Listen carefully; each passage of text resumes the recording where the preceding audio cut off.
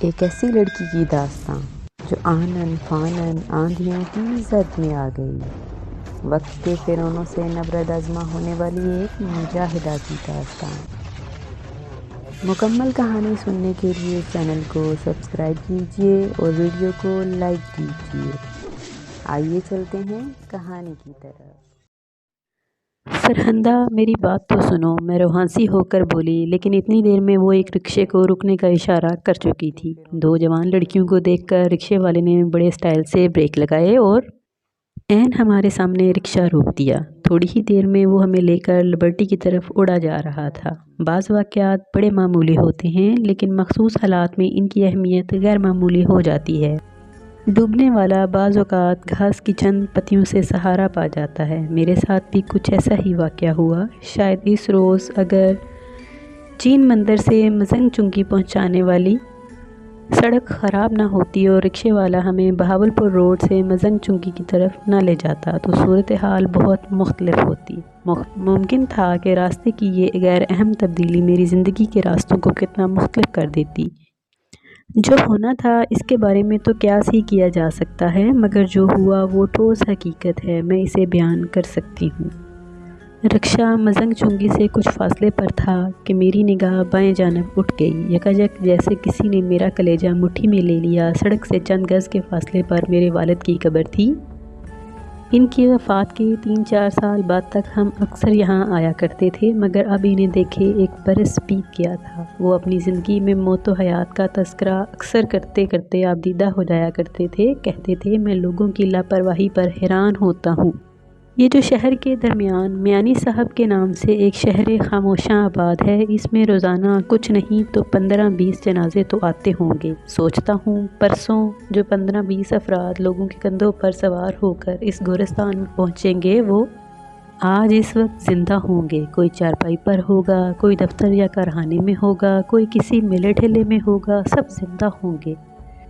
رکشے کے دروازے سے میری نگاہ ابو کی سفید سنگی قبر پر پڑی اور دل سے ہوک نکل گئی۔ باپ کو بے بس جان کر میں کتنی دلیری سے اپنے راستے پر گامزن تھی۔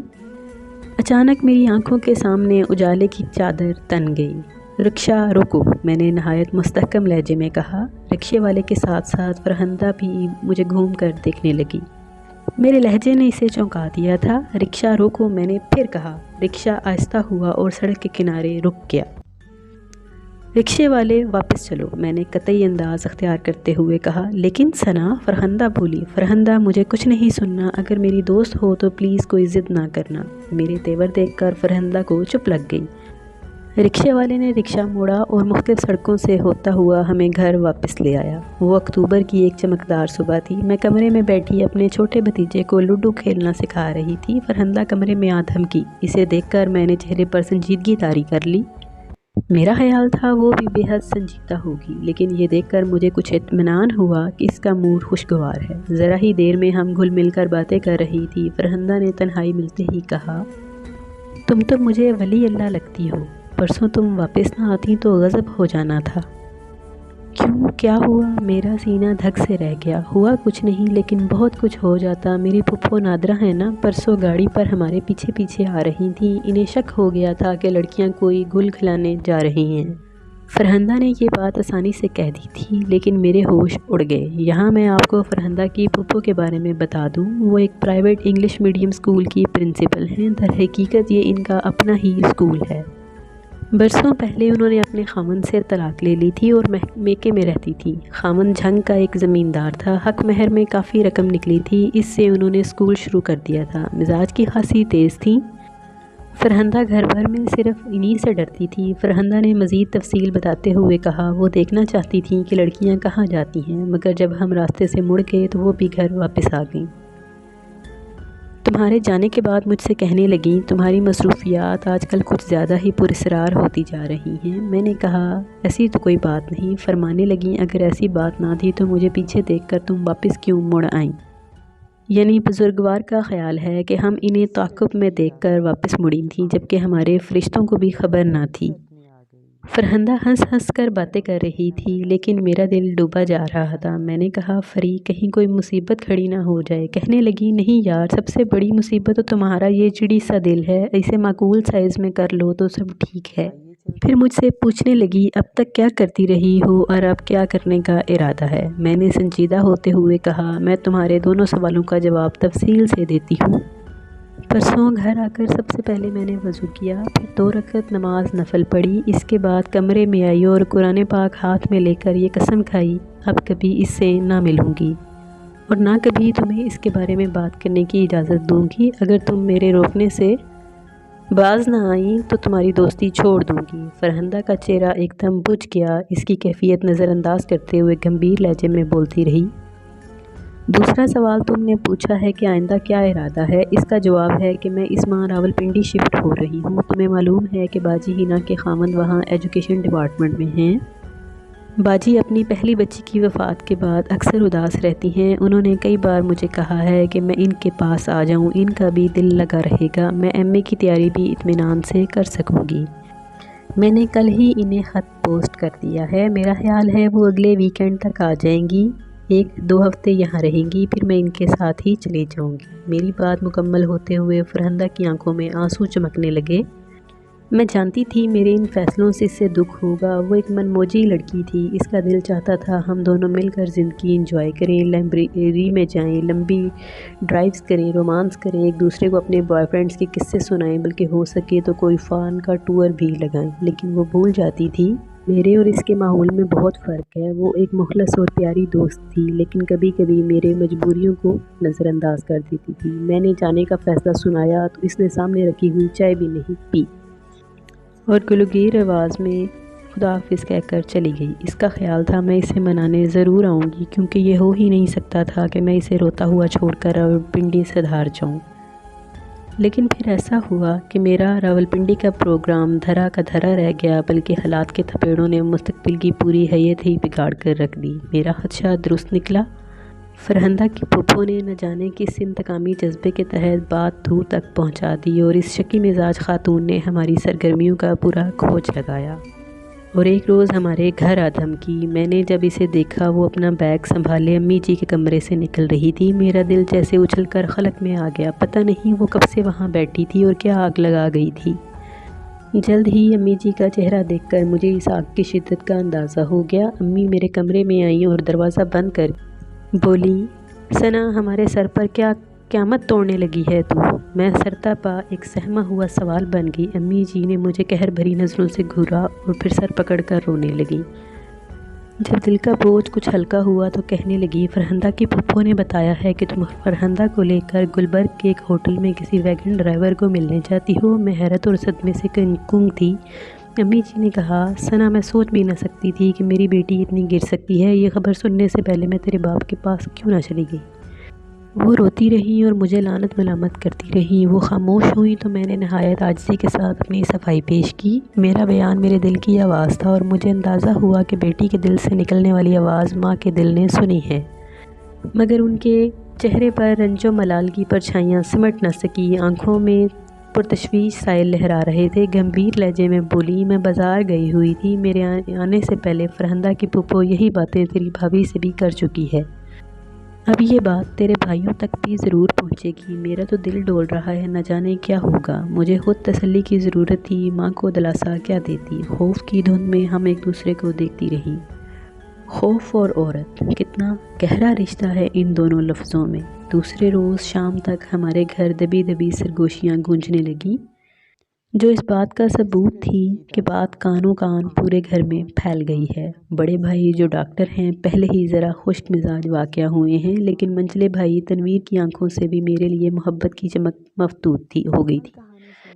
بھابھیوں کی آنکھیں تو شاید ہوتی ہی بدلنے کے لیے ہیں۔ اس ماحول میں مجھے اپنا دم گھٹتا ہوا محسوس ہوا۔ ٹیلی فون کی گھنٹی دروازے کی ہر دستک اور قدم کی ہر چاپ پر ڈر جاتی تھی کہ شاید میری جان کے لیے کوئی مصیبت آئی ہے۔ دل پتے کی طرح ہلکا ہو گیا تھا، لیکن ابھی پردہ غیب سے بھی بہت کچھ ظہور میں آنا باقی تھا۔ دوسرے یا تیسرے چھوٹے بھائی پرویز کی باتوں سے پتہ چلا کہ ویگنوں والے رفیق کا لڑکا سلیم پولیس کے ہاتھوں پکڑا گیا ہے۔ اس واقعے کی تفصیل کچھ یوں تھی۔ کل سپہر اس نے لٹل اسکالر اسکول کی پرنسپل نادرہ کی کار کو اپنے اسکوٹر سے اس وقت ٹکر ماری جب وہ چھٹی کے بعد گھر واپس جا رہی تھی۔ گاڑی کو نقصان پہنچنے پر تکرار ہوئی، جس کے نتیجے میں سلیم نے مشتعل ہو کر اسکوٹر کی ڈگی سے ایک آہنی راڈ نکال لیا اور اس کی ضربوں سے نہ صرف کار کے تمام شیشے چکنا چور کر دیے بلکہ باڈی کو بھی نقصان پہنچایا۔ کچھ لوگوں کا کہنا ہے کہ اس نے پرنسپل کو بھی دھکے دیے، جس سے ان کی اینک ٹوٹ کر گر گئی۔ اس دوران اسکول کا چوکیدار ایک دو مرد ملازموں کے ساتھ بھاگتا ہوا آیا۔ انہوں نے پرنسپل کی حمایت میں سلیم سے الجھنا چاہا تو اس نے انہیں بھی بری طرح پیٹ دیا۔ اسکول چوکیدار کے سر پر شدید چوٹ آئی اور وہ سڑک پر ہی بے ہوش ہو گیا۔ بعد ازاں پرنسپل کی رپورٹ پر متعلقہ پولیس نے سلیم کو پکڑ لیا۔ یہ واقعہ بظاہر ایک حادثے کے نتیجے میں ہوا، لیکن کسی تبصرے کے بغیر ہی ہم سب جانتے تھے کہ اس کا محرک کیا ہوگا۔ یقیناً سلیم کو معلوم ہو گیا تھا کہ پرنسپل نادرہ ہمارے گھر پہنچی تھی اور اس نے مجھ پر بڑھا چڑھا کر الزامات لگائے تھے۔ یہ بھی ممکن تھا کہ وہ میرے وعدے کے مطابق نہ ملنے کی بھی پرنسپل نادرہ کی کوشش پر محمول کر رہا ہو۔ بہرطور اس نے اپنے غم غصے کا اظہار پرنسپل نادرہ کی نئی گاڑی توڑ کر کیا تھا۔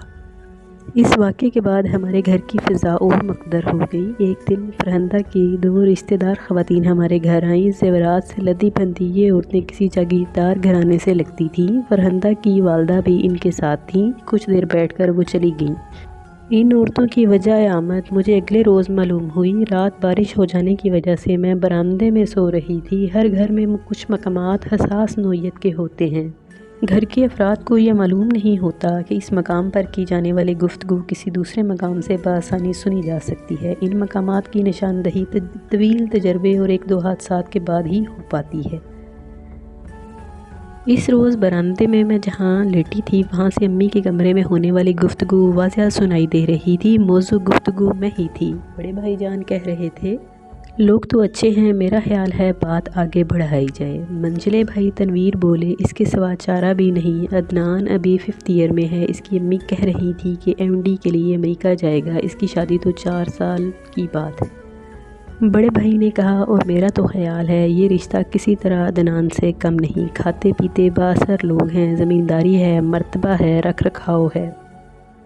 امی نے پوچھا، لڑکا کتنا پڑھا ہوا ہے؟ بڑے بھائی جھلا کر بولے، امی جی پڑھائی کو چھوڑیں، رکھ رکھاؤ والا ہے، ملنسار ہے، گریجویشن نہیں تو انٹر ضرور کیا ہوگا۔ چھوٹے بھائی نے کہا، اصل مسئلہ یہ ہے کہ ہمیں کسی صورت بھی معاملے کو بگڑنے سے بچانا ہے۔ سلیم ایک خطرناک شخص ہے، اب تو وہ جیل میں ہے اور 5-6 ماہ باہر نہیں آئے گا۔ اس دوران یہ بیل منڈے چڑھ جائے تو ہم سب کی بھلائی ہے۔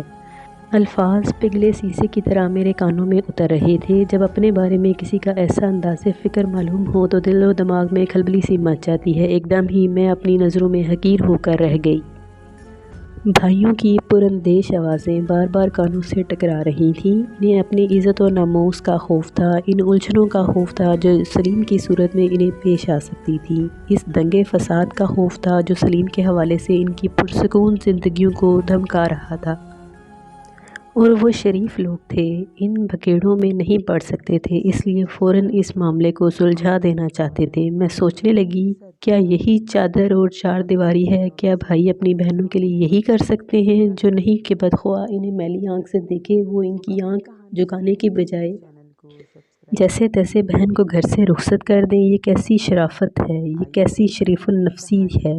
بیری پر پتھر پھینکنے والے کے ہاتھ کو نہ روکا جائے، بیری کاٹ دی جائے۔ میری آنکھوں میں آنسو آ گئے، لیکن ان اشکوں کے پیچھے ایک اطمینان بھی تھا۔ جو کچھ ہو رہا تھا ٹھیک ہو رہا تھا، شادی ایک نہ ایک دن تو ہونا ہی تھی، ابھی ہو جاتی تو بہتر تھا، بہت سے مسئلے سلجھ جاتے اور اس نفس کو بھی سزا ملتی جس نے کچھ دیر کے لیے ہی صحیح ایک بیہودہ سپنا دیکھا تھا۔ امی جی کے کمرے میں ہونے والی باتوں سے اندازہ ہوا کہ کل جو عورتیں آئی تھیں وہ در حقیقت ہمارا گھر دیکھ کر گئی تھیں۔ اب 4-5 روز تک انہیں پھر آنا تھا۔ آخر یہ 4-5 روز بھی گزر گئے۔ ایک دن امی جی نے کہا، نہا دھو کر اچھے کپڑے پہن لو، کچھ مہمان آ رہے ہیں۔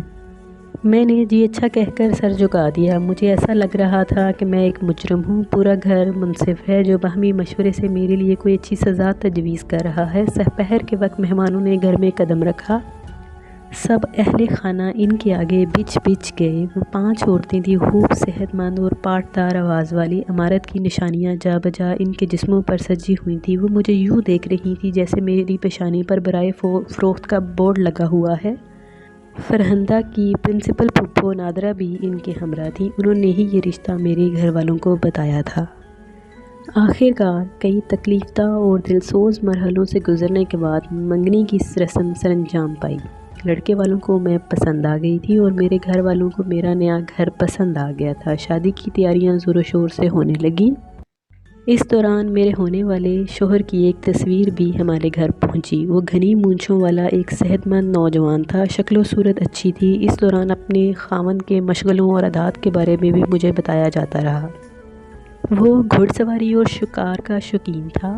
زمینوں کی تمام دیکھ بھال اسی کے سپرد تھی، کیونکہ اس کے بڑے بھائی ایک عرصہ سے کینیڈا میں مقیم تھے اور وہیں پر شادی کر لی تھی۔ میرے شوہر کو امپورٹڈ لباس پسند تھے۔ کھانوں میں انہیں مچھلی، بھنا ہوا بٹیر، ماش کی دال اچھی لگتی تھی۔ پھول انہیں گلاب کا پسند تھا، لیکن بالکل تر و تازہ۔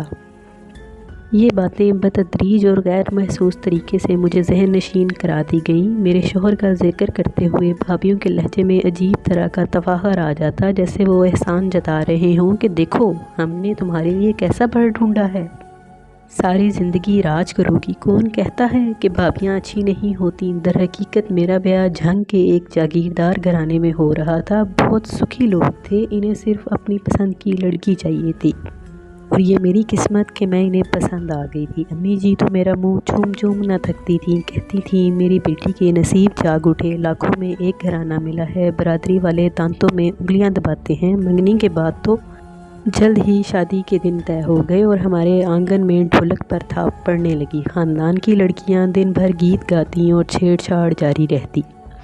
فرہندہ بھی ڈھولک پر آنے لگی۔ پہلے دن تو وہ بجھی بجھی سی رہی، پھر اس نے بھی خود کو شادمانی کے اس دھارے میں شامل کر لیا۔ اسے میری قسم یاد تھی، اس لیے کبھی اس نے سلیم کے بارے میں ایک لفظ منہ سے نہیں نکالا۔